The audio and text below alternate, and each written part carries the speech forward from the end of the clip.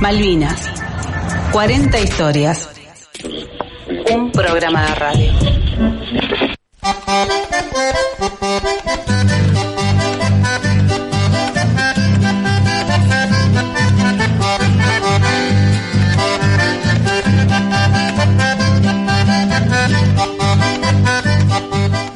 Muy buenas tardes, muy buenos días, muy buenas noches, cuando sea que sintonicen Malvinas 40 historias. Saludo a Lucas Molinari, un nuevo programa, una nueva edición, un nuevo capítulo de esta gesta comunicacional para plantar bandera, para clavar taco en tierra y decir Malvinas presente. Manu Rivas va a estar en la musicalización como cada vez, como cada programa. Está Abril Cullen y está Julián Alejandro Pelliza en la puesta en el aire. Y como siempre, como cada programa desde marzo, Juan Francisco Natalicio conmigo. ¿Cómo le va, compañero? Lucas, ¿cómo andás? Muy contento de estar nuevamente aquí en un nuevo episodio de Malvinas 40 historias. Bueno, a ver, se va aproximando, ya pasamos los 20, el 21, hoy 22, vamos a llegar al 40 en diciembre y en un momento complejo del país, así que ahora vamos a ir arrancando con algunas noticias que tienen que ver con nuestras hermanitas perdidas. Y ya recomendamos poder meterse en el canal de Spotify o en Radio Cut e ir escuchando cada una de las historias de esta propuesta 2022 de Radiográfica. Desde la resistencia del Gaucho Rivero a los héroes del 82. La causa Malvinas en el corazón de nuestro pueblo.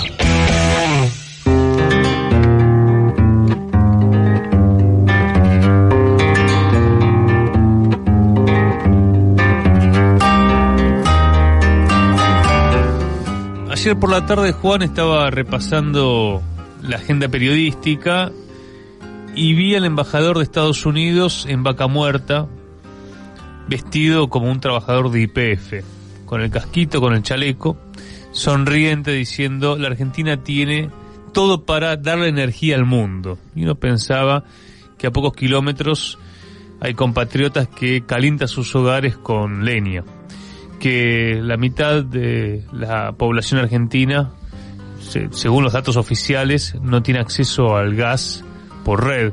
Cuántas cuestiones que tienen que ver también con la causa nacional. Cuando hablamos de malvinizar, hablamos de politizar y poder pensar cómo puede ser que no manejemos lo nuestro, nuestros bienes comunes. Y a la vez otra noticia que me la encontré en Agenda Malvinas. Le mandamos un fuerte abrazo a Daniel Guzmán, a toda la gente allí en Ushuaia que hace este gran laburo, una agenda permanente, con este título: los Kelpers retoman su política de seducción destinada a estudiantes sudamericanos. Lanzaron una competencia en redes sociales para jóvenes estudiantes universitarios de Argentina, Chile, Brasil y Uruguay, cuyo premio son los pasajes y una semana de alojamiento en casa de una familia isleña, bajo la consigna: ¿por qué me gustaría conocer a mis vecinos de las Islas Malvinas? Si te parece, vamos a escuchar un video que grabó Victoria Alves, una de las ganadoras, cuando ya se estaba yendo de las Malvinas después de este concurso, donde ella fue una de las ganadoras y que se está desarrollando vía redes sociales. Estoy en los últimos minutos en el hotel, 9:30 nos pasan a buscar para irnos al aeropuerto y a la 1 sale nuestro vuelo. En la tarde escala en Córdoba de 1:20 y luego para Sao Paulo. Nos dieron este certificado genial por nuestra participación en todo este viaje de intercambio cultural, y tuvimos una entrevista en el diario Calocal, en Time News, y vamos a salir. Y además conocí hace unos días en el hotel a un chico llamado Sebastián, que es uruguayo, trabaja acá en la cocina del hotel, y a coincidencia que es el chico que está disfrazado de pingüino en la Expo Prado, donde yo filmé un clip de mi video para participar del concurso. Y por si fuera poco, me regaló unos chocolates y una tacita de acá del hotel como recuerdo, y yo a él le regalé una postal del Teatro Salís de Uruguay y unos ricos caramelos uruguayos de dulce de leche. Me inspiré. Así que fue una experiencia genial por todas partes. Y además nos van a mandar a nuestras casas el diario donde vamos a salir, donde la entrevista de hoy a nuestras casas para tenerlo en formato físico, en papel, como este. Me encanta. Bueno, una política de seducción, la Agenda Malvinas lo compara con la política que también tuvo la Argentina en la década de los 90, llevada adelante por el canciller Guido Di Tella, bajo la conducción de Carlos Saúl Menem. Esta es una estrategia muy astuta, inglesa, como siempre. Además, si los británicos algo tienen muy en claro es trabajar a largo plazo. Y lo que vienen trabajando hace mucho tiempo es quitar justamente que en Malvinas hay una disputa territorial con la República Argentina. Entonces, están haciendo estas campañas de seducción para confundir a distintos sectores de los pueblos hermanos de Sudamérica, para justamente mostrar a las inglesas que pertenecen a los británicos, y que el pueblo que está allí tenga en algún momento algún poder de voto, de voz, lo que fuera, y confundirlo y entrar en discusión. Vos fíjate, Lucas, que mencionaba que ella es de Montevideo, ¿no? Llevaba... Sí. Bueno, en Montevideo hace muchos años que se hace, cuando hay una exposición, hay un stand de las Islas Malvinas, ilegal, ¿no? De los ingleses, me refiero, sí, porque utilizan el nombre Falkland de ellos, y con la bandera inglesa, digamos. Esto es una pieza más de las tantas que vienen utilizando los británicos, la colonización cultural, la colonización blanda, ¿no? Esto de quitarnos en la disputa. Y también cuando uno lo relaciona, Lucas, y lo hemos hablado aquí también, a lo que hacen los ingleses con el turismo en las Islas Malvinas. Que todos los cruceros que van se llevan una impronta de que no hay discusión por las Islas Malvinas, de que siempre fueron inglesas, y si alguien pregunta algo del 82, se acomoda al manotazo ahogado de la dictadura. Digo, es el discurso que se utiliza para reducirlo nada más a eso, y que quede todo establecido justamente la posición británica. La verdad que después de escucharlo, yo no lo había escuchado, Lucas, quiero saber cuál es la rápida respuesta de Carmona, ¿no? Que de la Cancillería Argentina, ¿no? Y además no solo rápida, sino fuerte, digo, porque en la cuestión Malvinas, si lamentablemente algo ha hecho este gobierno es tirar títulos. Hasta ahora, lamentablemente lo digo, ¿sí? Digo, claro, pues yo voté a este gobierno. Hasta ahora, tirar títulos. Bueno, no, ya necesitamos que... Los títulos son muy lindos, pero ya necesitamos acciones. Sí. Entonces, es cómo avanzamos con estas cuestiones que son fundamentales. Un gobierno, Lucas, que también está proponiendo para la Corte Internacional a Marcelo Cohen. Marcelo Cohen, un jurista que debe saber muchísimo, pero que viene proponiendo, fue a Malvinas en el 2018 y propuso separar a Malvinas de la provincia de Tierra del Fuego, hacer como que fuera una provincia más, que por 30 años los isleños digan quién entra y quién sale de las islas, y en 30 años haya un referéndum para que ellos decidan a quién le pertenecen. O sea, es muy peligroso en donde estamos entrando, y hay que... y el Frente de Todos está promocionando a Marcelo Cohen para la Corte Internacional.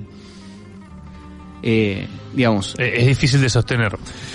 A ver, cuando hablamos de Malvinas y cuando hablamos de malvinizar y de politizar y de tomar las reivindicaciones que no vienen del año 82, que no vienen de la década del 60, que vienen desde antes de que seamos patria, ¿no? Hablábamos, de hecho ahora el viernes se conmemora la reconquista de Buenos Aires, viernes 12 de agosto. Una fecha maldita y olvidada. Vos, claro, como profesor de historia lo sabes muy bien, ¿no? Y sí, no está en el calendario escolar. Hoy por hoy, cuando se plantea desde la política profesional que no hay otra, entonces lo vemos a Stanley en Vaca Muerta, o de repente volvemos a plantear que es el FMI porque no hay otra. Bueno, nos podrán decir, es un imposible pensar recuperar Malvinas.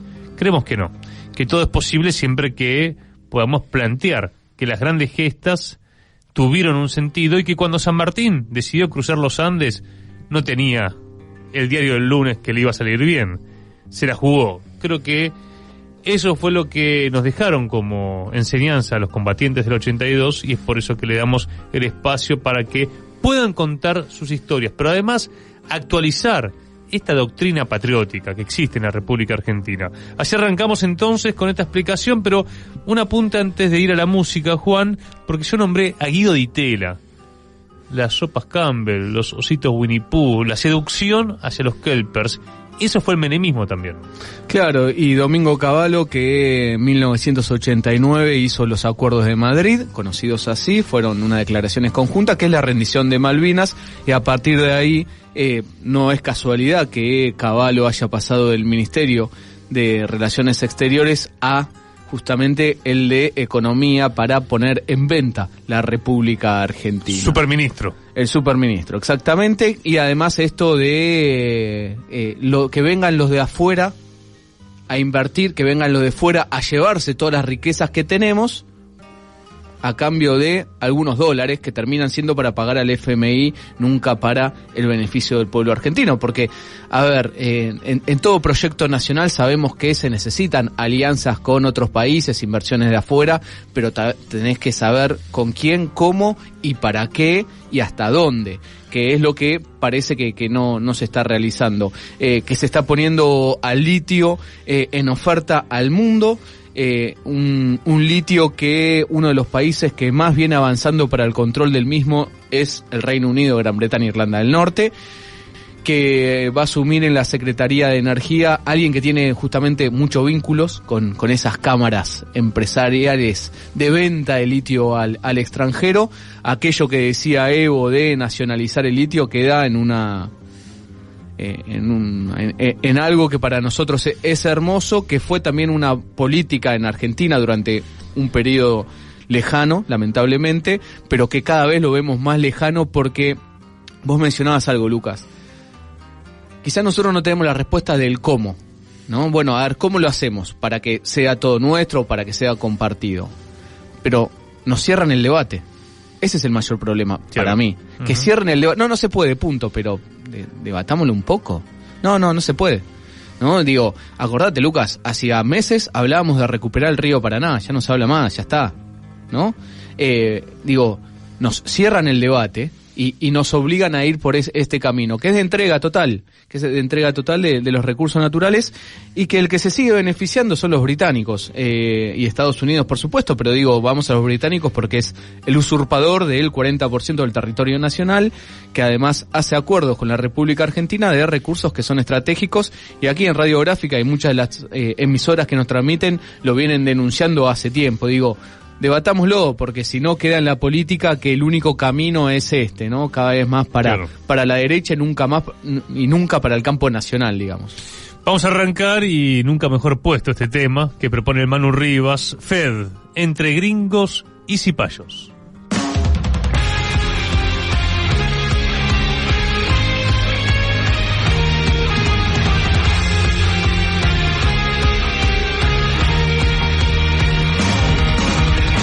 Cuando el pasado se deformó, cuando la historia fue reinventada, cuando algo justo se transformó en conveniencia y propaganda. Seguirán, está en su sangre, usurpar y dominar los mares, plantar bandera la primera intención y presionar después de tantos años que la vendieron como usurpación, como delirio de un trasnochado. Nos cegaron, vendrán por más, así es como dominaron los mares. Mentirán, no cambiarán jamás. Miente, que algo quedará. Miente para conquistar.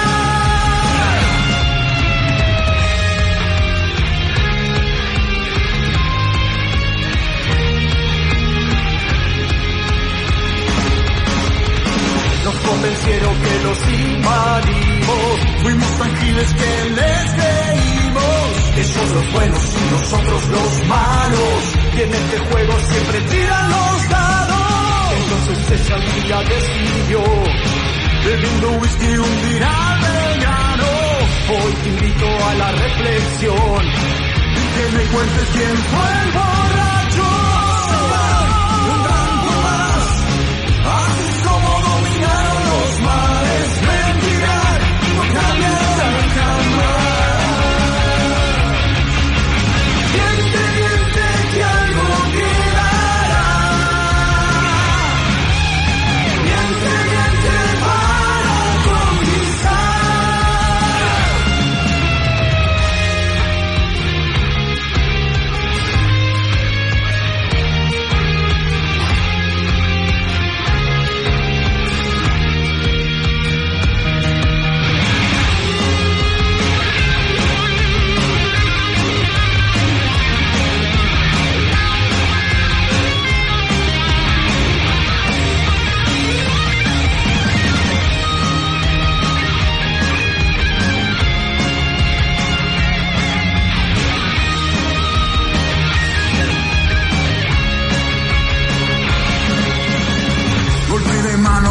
Isla Borbón y propagaron que no combatimos. Yo me pregunto entonces quién provocó sus mutilados y sus heridos.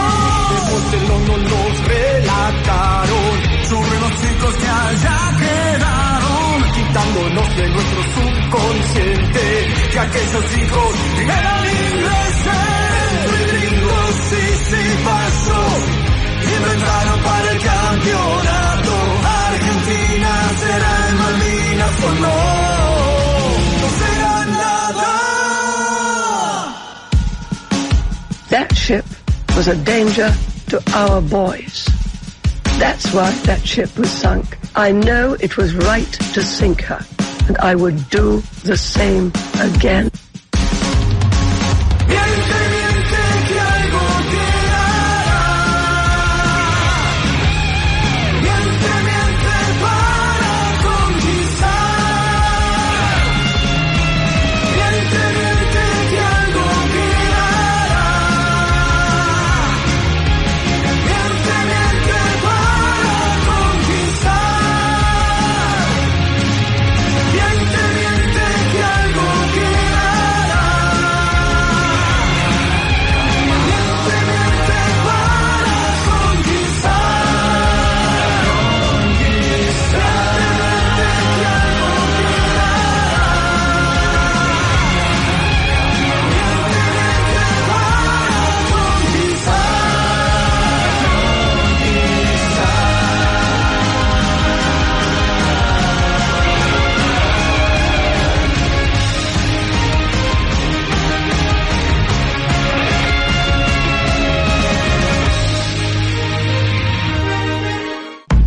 Malvinas.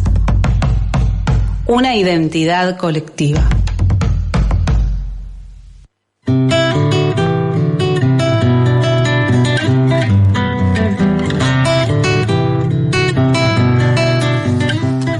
Y quiero agradecerle esta nota a una compañera muy cercana a Radiográfica. Ella es Margarita Palacios, que es fundadora de FM Reconquista, fundadora del Foro Argentino de Radios Comunitarias, y que me contó hace unos meses, me dice, mi hermano es veterano.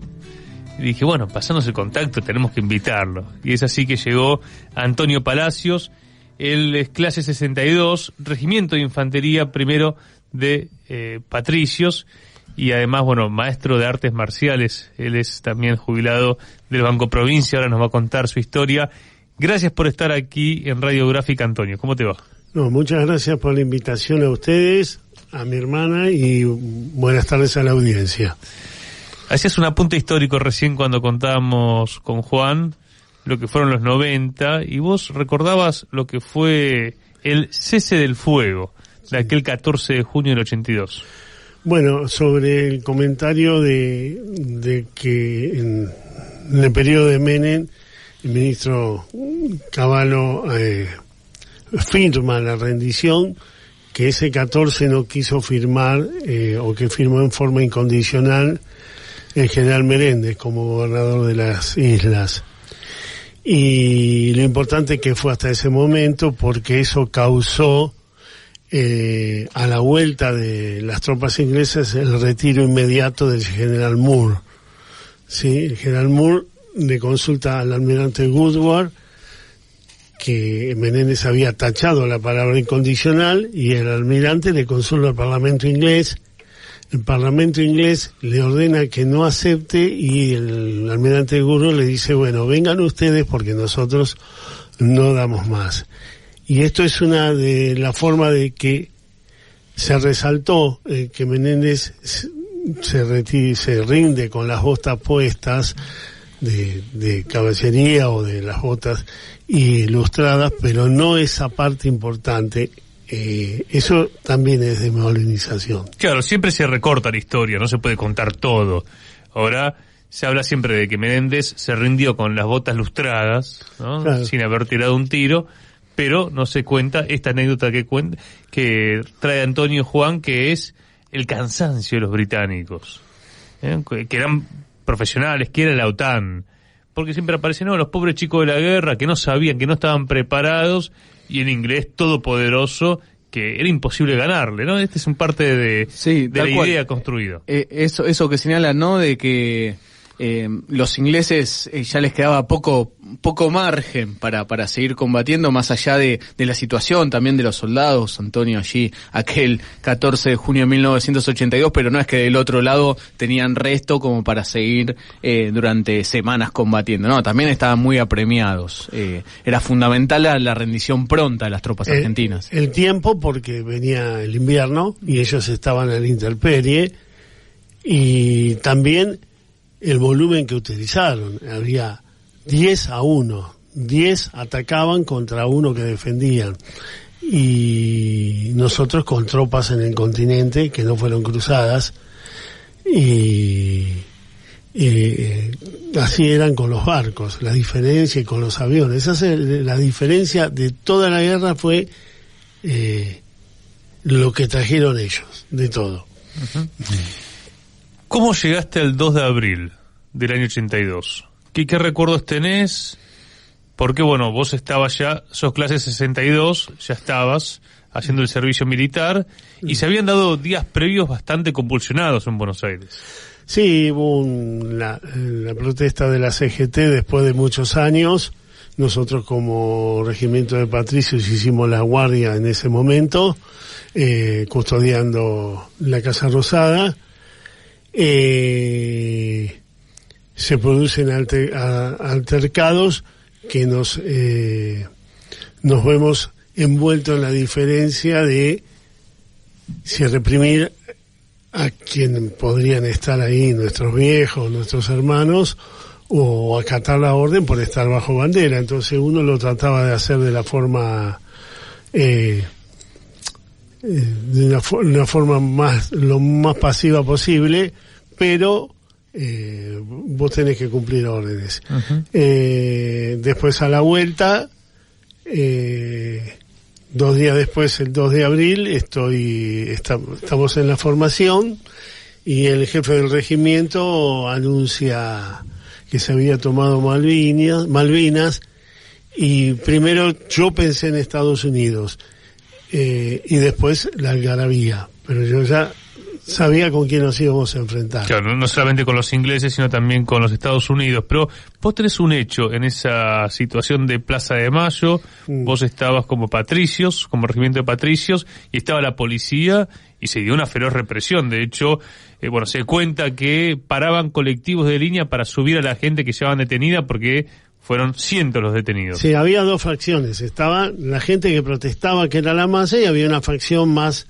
revoltosa, más que iba a buscar directamente un enfrentamiento con la Guardia de Infantería. Nosotros estábamos atrás, porque el ejército no tiene contacto con los civiles, porque para eso está la policía.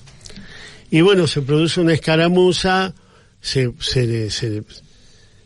nosotros no estábamos de acuerdo con lo que estábamos haciendo en la formación, y se golpea a una chica. Yo intervengo, y al intervenir, soy detectado, y después me sancionan por eso, ¿no? Y bueno, detectado por la inteligencia, la CIDE. Sí, la que sacan fotos de la Casa Rosada. Pero lo importante de esto es que el capitán mío es el que interviene, se hace cargo de la situación, y bueno, después me reprende a mí que yo tenía que haber consultado, pero bueno, son cosas que se dan en el momento y que a ojo hay que resolver. Nosotros teníamos una posición firme, y pedíamos que no se acerquen los manifestantes, pero sin entrar en exceso, ¿no? ¿Cómo era tu historia familiar? Digamos, ¿vos venías de una familia vinculada a la política? Sí, yo tengo, bueno, mi familia siempre muy ligada a la iglesia, muy volcada a la acción social, y tenía hermanos que militaban. Tenía mi hermana Margarita, mi hermana Pigüe y María Teresa, que estaban en Córdoba o había venido de Córdoba con los campeonatos juveniles Evita Hombre Nuevo, y después mi otra hermana en la parte sindical, pero después todos los demás estamos haciendo vida normal, pero siempre con acción social, ¿no? Apoyando todo tipo de ayuda con la gente que más necesita. Bueno, así nos enseñó el viejo, ¿no? Bueno, nuestro viejo. Y Margarita, que estuvo detenida. Sí, Margarita, que bueno, cae detenida en octubre del 75, y bueno, mi cuñado, que no desapareció justamente ahí. En aquel 82 vos decías que en ese 30 de marzo, donde el canto era "se va a acabar la dictadura militar", decías, los que fuimos a esa represión como regimiento de patricios, muchos que ya no estábamos de acuerdo. ¿Estaba eso, digamos, estaba la charla entre los compañeros del regimiento de lo que estaba pasando? No, nosotros recibimos las órdenes y fuimos como podríamos haber ido, porque Patricio es el que cuida Buenos Aires. Sí. Es el regimiento, la parte del ejército que protege Buenos Aires históricamente, ¿sí? Quedó así. Ahora, sí, que la misma gente que estuvo el 30, después estuvo el 2, ¿sí? Victoriando la gesta, no al gobierno, ¿sí? Victoriando la gesta. Entonces, bueno, eso también se ve porque después en la rendición yo no estaba acá, pero después el pueblo protestó violentamente también contra la rendición, ¿no? Claro, sí. Bueno, hay un video que recomendamos, Juan, que tenemos que traer los audios. Es excelente la investigación que hiciste con Sofía Vasallo. Sobre justamente las plazas, lo que pasaba entre el 30, el 2, 10 de abril y después lo que va a ser el cese de combate. Y Antonio, recién mencionabas que el 2 de abril dijiste, bueno, cuando sea la recuperación a vos te dio alegría. Sí. ¿Y cómo le llegó la noticia al regimiento? ¿Cómo vos como soldado, cómo te enteraste de en la formación de Diana de la mañana, porque la toma fue madrugada del 2 de abril, podía haber sido el 1, pero una tormenta no lo permitió. Nosotros en la formación, el coronel dice que, bueno, Argentina había recuperado las Islas Malvinas, porque no invadimos lo que es nuestro. Mucho tiempo se dijo la invasión de Malvinas, y no es así. Uno no invade lo que es propio. Y bueno, en esa formación es donde primero se me cruzó Estados Unidos y después sí, se festejó. Y ¿Cuándo cumplís años vos? El 28 de julio. O sea que tenías 19. Tenía 19, sí. Y la primera reacción tuya fue pensar en Estados Unidos. Sí. Ya tenías una conciencia política y sabías que en la historia los británicos y los yanquis siempre estuvieron juntos. Exactamente. Sí. Pero después, bueno, viste a todos tus compañeros y... No. Y era la alegría de pensar en la gesta, ¿no? Era la responsabilidad. Sí, o sea, pasó esto estando yo acá, en el año 78, le tocó a mi hermano en Chile, y estando en un regimiento al borde de la cordillera, o sea que él estuvo atrincherado y encima había muchos escaramuzas que se corrían el Lito, y se tiroteaban entre los dos bandos, pero le tocó a él. ¿Sí? Y bueno, después a nosotros, justamente con 2 mundiales, uno en 78 y este en el 82.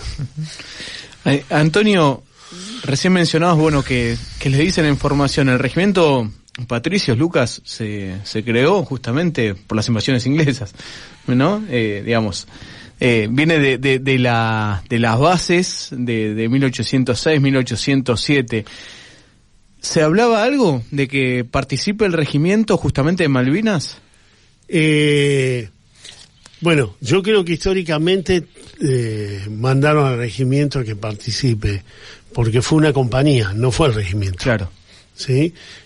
Había entrado a la clase 63, que estaba instruyéndose en Campo de Mayo, y todas las compañías se hizo una agrupación para que cuidara el comando en jefe, la Guardia del Cabildo, el regimiento, la operacional, que era la patrulla que hacía en ese momento la camioneta del ejército, el patrullero de la policía con 2, sí, se llamaba operacional, y cuidar el vivac de Campo de Mayo donde se instruía. Entonces se había dividido. Cuando se forma la compañía... Claro, se podían ir todos a Malvinas porque había que cuidar la Casa Rosada en un momento de... La Casa Rosada la cuida Granadero.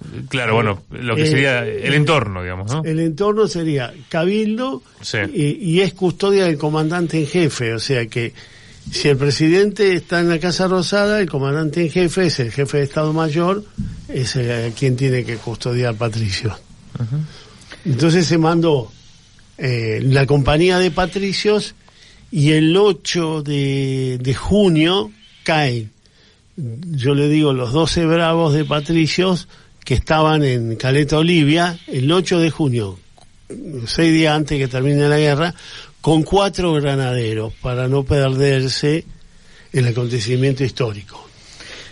Antonio, recién mencionabas que se forma una compañía para ir a Malvinas. Sí. ¿Van voluntarios? ¿Les dicen tienen que ir? ¿Cómo fue esa formación? La formación de esa cosa fue por listado.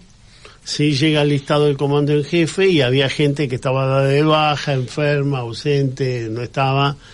Y entonces, y otros que se escapaban y salieron o se escondieron y ahora son abanderados de los movilizados. ¿Dónde se escondían? Y se escondían dentro del regimiento. Dentro del regimiento, sí, o sea, no lo llamaban, no lo encontraban. ¿Cuándo se tomó lista? ¿El mismo 2, el 3? Sí, se fueron tomando, se buscaban, entonces quedaban espacios vacíos. Algunos nos nombraban, otros nos ofrecimos de voluntario, yo me ofrecí como voluntario, siempre y cuando calificara con el arma que se postulaba, ¿no? Así que... Hay muchos voluntarios. Hay voluntarios, sí. Hay voluntarios, hay desobediencia, hay oficiales que no obedecieron la orden de no ir y fueron igual.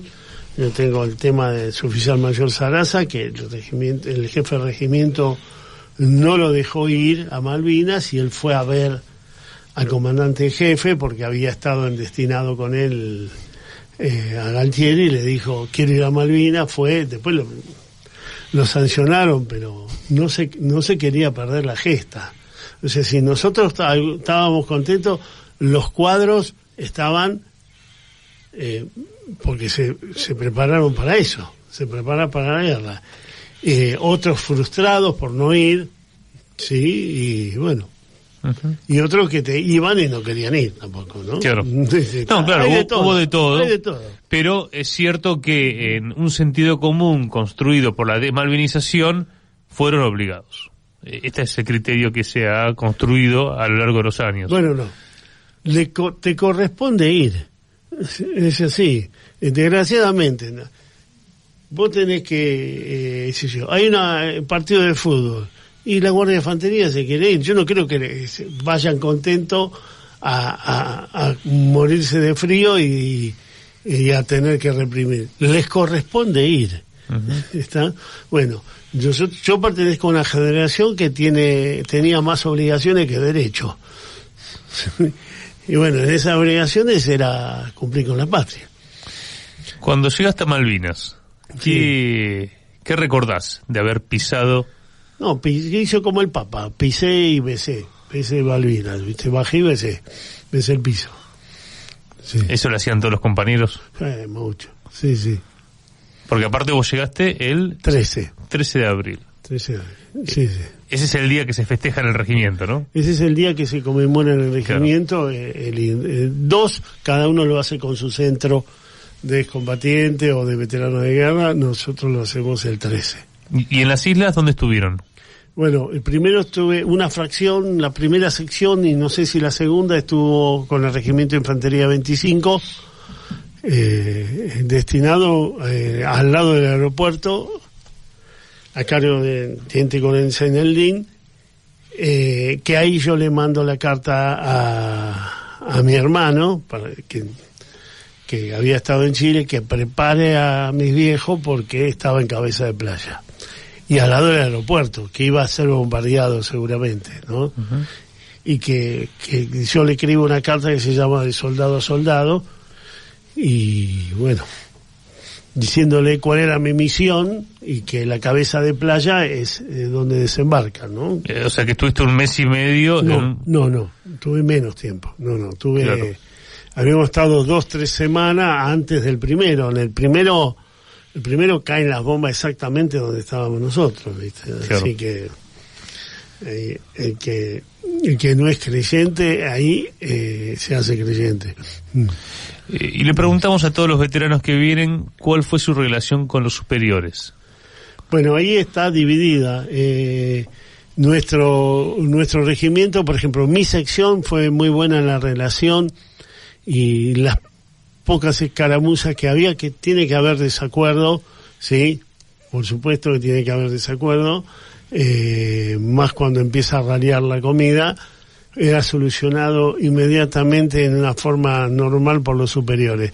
Las otras 2 secciones, fuimos 4 secciones, las otras 2 secciones no, tuvieron problemas con exceso en la imposición de disciplina. Que no es lo mismo de tortura, porque no había que sacarle información a nadie, ¿no? Pero sí, había excesos y... Te pido más desarrollo porque hay todo un debate acá, hay quienes dicen fueron delitos de lesa humanidad y hablan de tortura. No. De hecho hay causas judiciales, ¿no? No. Hubo... Exceso significa que el oficial o el suboficial por ahí golpeaba al soldado o lo estaqueaban de una forma incorrecta, ¿sí? Yo, para tratar de graficar, estaquear es poner 4 palitos atados con una lona y abajo se pone el soldado, y esto lo hacían atado de pies y manos, ¿sí? O sea que hay un error ahí, y cuando yo hablo con mi ex jefe de compañía, que justamente no fue a Malvinas con nosotros, pero fue a Malvinas, y era el compañero de pozos San Aladín, y decía, pero como tu jefe de compañía no recorría los pozos y no controlaba, porque él le tocaba, porque el último que comí, él era el anteúltimo que comía, porque el último que comía era el jefe de regimiento, en ese momento Senelín. Si no alcanzaba para él, es que un soldado comió mal. Bueno, todos esos ejemplos, nosotros fuimos con un capitán que era un rango bajo, ya nos costaba conseguir comida, nos costaba conseguir raciones, entonces todo eso no se supervisó, ¿sí? Particularmente la primera sección tuvimos unos buenos cuadros, ¿sí? Yo he negociado con mi jefe de sección, que era un teniente primero Maldonado, que me deja acompañar a un amigo mío que estaba en el batallón logístico, porque estaba solo y tenía que llevar raciones a primera línea, y a cambio me daba raciones que yo entregaba a la compañía. Ahora, él se jugaba, porque si a mí me pasaba algo fuera de su regimiento, se tenía que hacer responsable, ¿sí? Entonces todo eso se charla, se valora, había buena comunicación. Antonio, recién de mi lado, no de las otras dos secciones. Mencionabas antes que, bueno, le habías enviado una carta a tu hermana, de soldado a soldado, explicando dónde estabas, que el 1 de mayo fue el bombardeo y empiezan los combates en Malvinas, y justamente donde se bombardea uno de los lugares donde estaban ustedes. Donde yo estaría, ya no estaba ahí, estábamos en la reserva, entre el aeropuerto y Puerto Argentino. Y ahí la función de ustedes hasta lo que va a ser los combates finales, ¿cuál era? La función de nosotros éramos la reserva hacia cualquier unidad que necesitara, o si era sobrepasada la primera línea. Pero desde el 1 de mayo hasta el 14 fuimos el objeto de todos los días 12 horas de bombardeo, de las 5 de la tarde a las 5 de la mañana, o de las 4 de la tarde hasta las 4 de la mañana, todos los días bombardeo naval y aéreo, todos los días. ¿Está? Una de las cosas es que el 1 de mayo o el 2, nosotros veníamos con la marmita de guiso y hay una alerta roja, nos tiramos y perdimos la ración. Te tirás, perdés la ración. ¿Sí? Al 6º día, vos caminabas tranquilo, te sentabas. Si no morís de una cosa, morís de la otra. ¿Está? Entonces te vas adaptando, porque no podés perder todos los días la ración. ¿Cómo fue la vuelta, Antonio? Bueno, yo la vuelta la tuve con mucho apoyo familiar. Estaban los ojos puestos en mí constantemente, y una familia numerosa la tuya. Sí, y una inmediata vuelta al trabajo para tener la cabeza ocupada. Y cuando paso al Banco Provincia en el 84, mi viejo, que yo pasé por tema de veterano, pero mi viejo le dice a mi hermano, no lo quiero sin trabajo. O sea, el tema era un trabajo por el otro. Así que lo único que podía mantenerme a mí con la cabeza ocupada era el trabajo. Uh-huh. ¿Y cuándo se empiezan a juntar? ¿Cuándo empieza la organización? O por lo menos vos participás, sabemos que desde los inicios, ¿no? Sí, yo parezco en los inicios, pero la primera agrupación que yo tuve es la de la Comisión de Veteranos de Guerra de Excombatientes del Banco Provincia, que tenía 101 veteranos de guerra. Uh-huh. ¿Sí? Y todas las unidades, todas las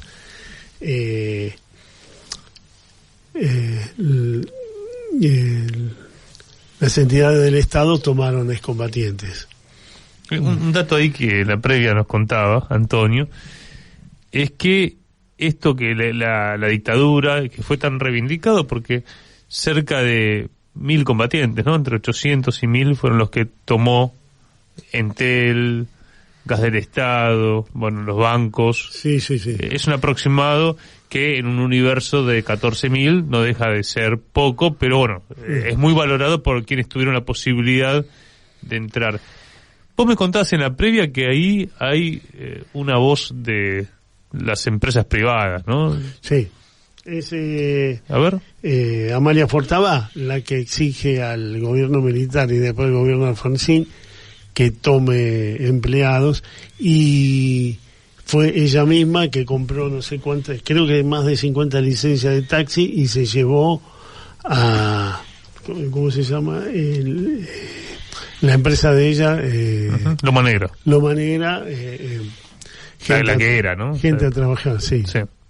Gente a trabajar. Y bueno, es conocido, Juan, la lógica de Fortabat de apoyar a los veteranos, muchos que habían vuelto de Malvinas. Sobre todo, ¿no? con los heridos. Todos los que volvieron heridos y quedaron internados mucho tiempo en el hospital, los iba a visitar y les preguntaba qué querían, qué necesitaban, y lo resolvía. Uh-huh. Como criticamos muchas cosas, también destacamos esto de Fortabat, ¿no? Sí, otros empresarios que se habían vinculado y favorecido con la dictadura no hicieron lo mismo. Podemos hablar, por ejemplo, de Paolo Roca, por poner un ejemplo, de Techín. Ahora, ¿cómo fue esa primera organización, esos primeros años, vos en el Banco Provincia? Pero bueno, fueron años 80 sin ningún tipo de reconocimiento, salvo un diputado peronista, ¿no? Que me lo nombrabas. Sí, Lorenzo Pepe, que bueno, fue una serie sucesiva de leyes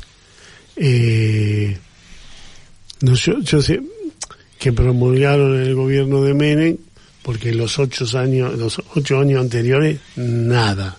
Claro. Nada. ¿Sí? Si no fuera por esto que faltaba presión para que entráramos, no teníamos nada. Y que, bueno, Lorenzo Pepe hace la ley para que se nos entregue diploma y medalla, y también en esa época Gustavo Vélez y Víctor Ramos hacen el CENS para excombatiente para terminar los estudios, al que le faltaba.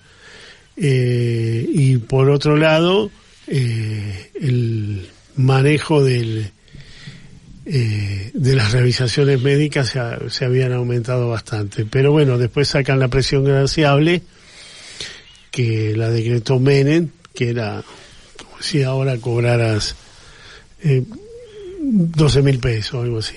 Sí, entonces seguimos ahí con las organizaciones en distintos ámbitos para hacer el reclamo, que terminó con una fuerte movilización. Le llevamos a Menem, por eso dio la pensión graciable, que estaban cobrando pensión de guerra los nietos de la campaña del desierto. O sea, le llevamos un antecedente, ¿sí? Le llevamos ese antecedente. Entonces, que es una campaña interna, ¿sí? Y bueno, ahí se empezaron a mover. Y Lorenzo Pepe tuvo mucho que ver en todo esto.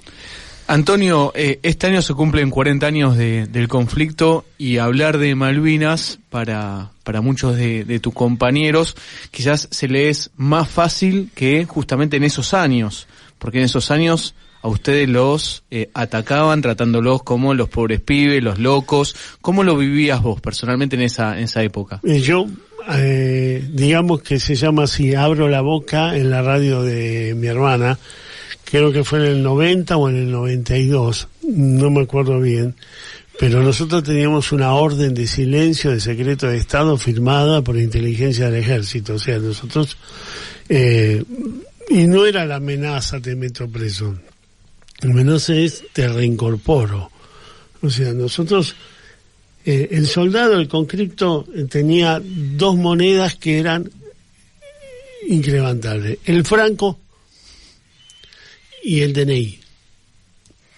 ¿Sí? Entonces, la gente, mis compañeros que hizo el servicio militar y era de capital, en Caleta Olivia, en el sur, eran indomables. Porque decía, está preso, ¿qué voy a ver? Dame otra vuelta, otra vez en este pueblo que tiene una manzana. Eran indomables. Acá te demoraban 10 minutos que te pasaba el colectivo por ahí, se te caían las lágrimas. Entonces, sí, dolía más, ¿viste? Es más, mi vieja, cuando yo pasaba 2 meses y no iba, venía a ver qué cacho pasaba, porque, ¿viste?, sabía que yo era rebelde, y bueno, entonces quería ver qué pasaba. Entonces el tema era ese el tema del franco, claro, ¿sí? Y el DNI. Entonces era eso, no podías hablar, y eso silenció, y fue lo que provocó la mayoría de los suicidios, porque uno no pudo exteriorizar lo que vivió. Y encima, en la parte de las Fuerzas Armadas, los oficiales y oficiales veteranos de guerra, en vez de ser aprovechados, fueron perseguidos y desprestigiados. ¿Sí? Les decían, no hagan como ellos que perdieron la guerra. Y bueno, viste, por ahí un oficial se la tragaba, el suboficial no se la tragaba y terminaba echado del ejército porque quería agarraba el cuello al superior, ¿no? Pero eso tampoco se dijo, la persecución que tuvieron los personal de cuadros dentro del ejército. Estamos charlando con Antonio Palacios, clase 62, él fue parte del regimiento de infantería número 1, de Patricios, y quiero preguntarte por otro hecho importante, que es cuando llega Kirchner y cuando se arma la Carpa Verde, que es la que logra las grandes conquistas que hoy tienen los veteranos. Sí, eso fue un hecho muy importante, porque era El tema es que ya estábamos medio divididos, ¿sí? Que uno de los problemas que teníamos, que una organización le presentaba a un diputado un proyecto, otra organización otro, y no salía nada, nunca salía nada, ¿está? Porque pasaba eso, cada lugar quería tener la banderita del éxito, y pasa a ser como pasa acá, que es un país de cacique. Entonces ese día se agruparon conscientemente, y bueno, no nos escuchaban, ya íbamos a hacer, al gobierno le preocupaba la prensa, porque la prensa internacional fotografiaba, y bueno, en un momento decidimos entrar a la casa de gobierno, y ya, compañeros que golpeaban la cabeza con el casco puesto, otros que venían con las escaleras y con las camionetas con las escaleras de Cablevisión, en ese momento multicanal, que querían entrar por arriba, hasta que se rompe el cerco. Y bueno, ese cerco que le hacen a los presidentes, que claro, lo tienen en una isla. La expectativa estaba en que Kirchner, al ser del sur, podía entender. Claro, porque él tenía que entender lo que nos pasaba, ¿sí? Porque vivió la guerra, el sur vivió la guerra de otra manera, o el interior, ¿no? Y bueno, baja como hacía él, ¿no? Sale y bueno, se los mete para adentro a los referentes, y ahí sale 3, 4, 5 puntos, que era salud, problema de salud, reconocimiento histórico, o sea, y el tema de sube las 3 pensiones.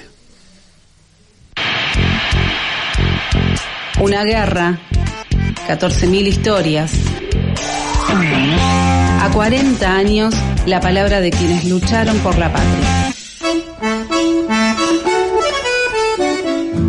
Me imagino lo que deben sentir los compañeros, compañeras de FM Reconquista al escuchar a Antonio y, bueno, contar esto, ¿no? Del año 92, ¿por qué estas radios? Estas radios justamente para poder tener canales de expresión que en otros medios privados claramente no está ese interés. Vamos cerrando con Abril Cuyen, con Julián Pelliza en la puesta en el aire, con el Manu Rivas en la musicalización. Gracias, compañerazo Juan Natalicio. Lucas Molinari, un honor y un placer hoy aprender la historia de acá nuestro héroe Antonio Palacios. Bueno, Antonio, también contamos que sos maestro de artes marciales. Hay un montón de cosas de tu historia que ya en futuras entrevistas en Malvinas Causa Central vos vas a contar, pero te pedimos que cierres con una reflexión después de todo lo que has contado, y sobre todo pensando en que la gesta, que la causa sigue presente, ¿no? Sí, sí. Que está llena de futuro. Bueno, yo siempre digo, a veces Malvinas va muy ligado a la emoción, pero la desmalvinización fue sinónimo de descalificación. Entonces, a ustedes les habrá pasado lo mismo, cuando uno entra al colegio quiere ser grande. Está en primero, querés estar en séptimo, estás en séptimo, querés estar en secundario, estás en el secundario, querés tener 18, sacar tu registro y manejar. Y nosotros vivimos ese proceso, y a los 18 fuimos a la guerra.